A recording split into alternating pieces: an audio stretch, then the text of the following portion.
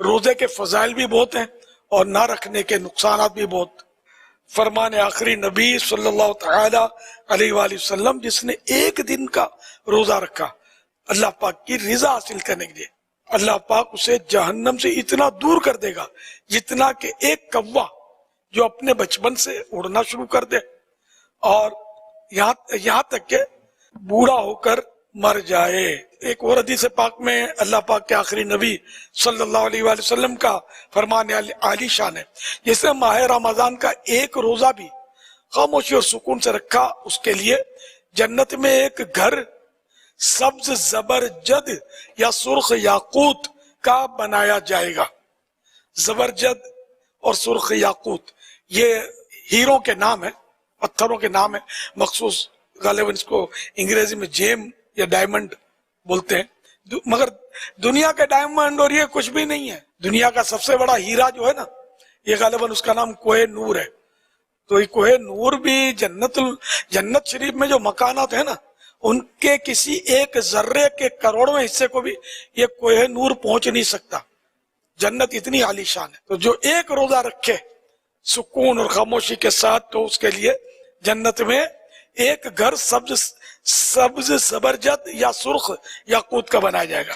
ایک حدیث پاک میں ارشاد فرمایا روزے دار کا سونا عبادت اور اس کی خاموشی تسبیح کرنا، اللہ کی پاکی بیان کرنا، اور اس کی دعا قبول اور اس کا عمل مقبول ہوتا ہے. ایک حدیث پاک میں ارشاد آخری نبی صلی اللہ علیہ وآلہ وسلم ہے جو بندہ روزے کی حالت میں صبح کرتا ہے اس کے لیے آسمان کے دروازے کھول دیے جاتے ہیں اور اس کے اعضاء تسبیح کرتے ہیں، اور آسمان دنیا پر رہنے والے یعنی فرشتے اس کے لیے سورج ڈوبنے تک مغفرت کی دعا کرتے رہتے ہیں. اگر وہ ایک یا دو رکعتیں پڑھتا ہے تو یہ آسمانوں میں اس کے لیے نور بن جاتی ہیں، اور حور عین یعنی بڑی آنکھوں والی حوروں میں سے اس کی بیویاں کہتی ہیں اے اللہ پاک تو اس کو ہمارے پاس بھیج دے، ہم اس کے دیدار کی بہت زیادہ مشتاق ہیں، یعنی شوق رکھتی ہیں.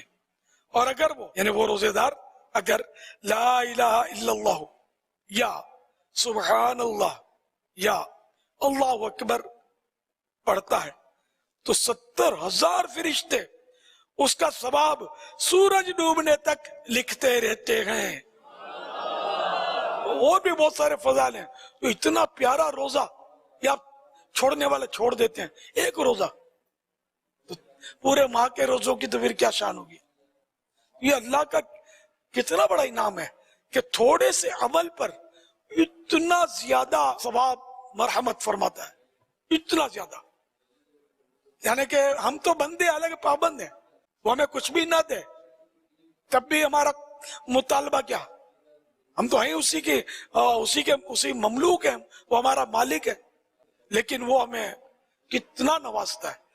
اور ہم اس روزہ رکھیں حالانکہ ہمارے روزے رکھنے سے اس کی کوئی شان بڑھتی نہیں ہے، اس کو کوئی فائدہ نہیں ہے ہمارے روزے رکھنے سے، اور نہ رکھنے سے کوئی نقصان بھی نہیں ہے، مگر یہ اس کے کیسا کرم ہے. تو اس لیے میرے پیارے پیارے اسلامی بھائیوں اور مدنی چینل کے ناظرین ناظرات سب پکی نیت کریں کہ رمضان شریف کا ایک بھی روزہ ترک نہیں کرنا ہے، ایک بھی نہیں چھوڑنا. اور اگر چھوڑا تو پھر عذاب بھی سخت ہے. ایک روزہ بھی جس نے رمضان شریف کا جان بوجھ کر چھوڑ دیا تو یہ حرام ہے، اور جہنم کی آگ میں، جہنم کے عذاب میں اس کو ڈالا جائے گا، جہنم کا عذاب اس کو دیا جائے گا، اس کا حقدار ہے. تو اس لیے کوئی بھی روزہ نہیں چھوڑنا. اور یہاں تک ایک حدیث شریف میں اس کی اہمیت رمضان کی بیان کی گئی کہ جو ایک روزہ چھوٹ جائے تو زمانے کا روزہ اس کی قضا نہیں ہو سکتی. یعنی پورا زمانہ روزہ رکھتا رہے، ایک روزہ جس نے جان بوجھ چھوڑا تو اب وہ جو فضیلت چلی گئی وہ اب نہیں مل سکتی. البتہ فقہی طور پر جو قضا کے احکام ہیں اس کے مطابق کیا تو اس کا فرض اتر جائے گا. یہ فضیلت کی اور اس کی اہمیت ہے، یعنی لوگ جانتے نہیں ہیں. حدیث پاک میں یہ بھی ترغیب دی کہ لوگوں کو پتہ نہیں، ان کو پتہ چل جائے کہ رمضان کیا ہے تو وہ تمنا کریں کہ کاش سارا ہی سال رمضان ہوتا. کیا بات ہے، سارا سال رمضان ہوتا. ہم سے ایک مہینہ رمضان کا روزہ نہیں رکھے جاتے، وہ سارا سال کی تمنا. سبحان اللہ. تو میرے پیارے پیارے میٹھے میٹھے بھائیوں، بالکل یعنی کہ آپ بھی روزہ رکھیے اور جو نہیں رکھتے ان کو بھی ترغیب دلائیے کہ روزہ رکھنا ہے چاہے کچھ بھی ہو جائے. جب تک شریعت اجازت نہ دے اس وقت تک ہم کو روزہ ترک نہیں کرنا ہے.